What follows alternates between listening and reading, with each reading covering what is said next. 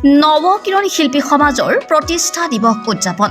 গোলাঘাট জিলাৰ নৰা চুকীত জন্ম লাভ কৰা নৱকিৰণ শিল্পী সমাজৰ প্ৰতিষ্ঠা দিৱস 28 জুলাই তাৰিখে এদিনীয়া কাৰ্যসূচীৰে আয়োজন কৰে। পুৱা শিল্পী সমাজৰ পতাকা উত্তোলন কৰে উদযাপন সমিতিৰ সভাপতি দুলু বৰাই।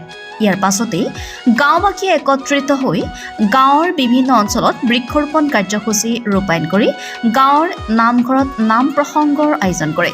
শংকৰী কলা কৃষ্টি বিকাশ কেন্দ্ৰ তথা নৰাজুগী মিলন প্ৰাথমিক শাখা নামঘৰ আতিথ্যত আৰু শুভাকাংক্ষী ৰাইজৰ সহযোগত ৰাতিলৈ এভাগ মহাপুৰুষীয়া আৰ্হিৰ ভাওনা প্ৰদৰ্শনৰো আয়োজন কৰে।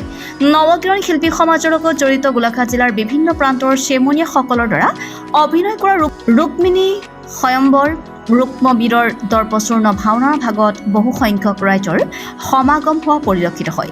নতুন প্ৰজন্মক গুৰুজনাৰ সৃষ্টিৰাজিৰ প্ৰতি আকৰ্ষিত কৰাৰ বাবে এনেধৰণৰ পদক্ষেপ গ্ৰহণ কৰাত উদযাপন সমিতিক উপস্থিত সকলোৱে শলাগ লয়। ঢেকিয়ালৰ পৰা প্ৰকাশ ৰঞ্জন বৰাৰ ৰিপৰ্টাৰ লাইভ অসম।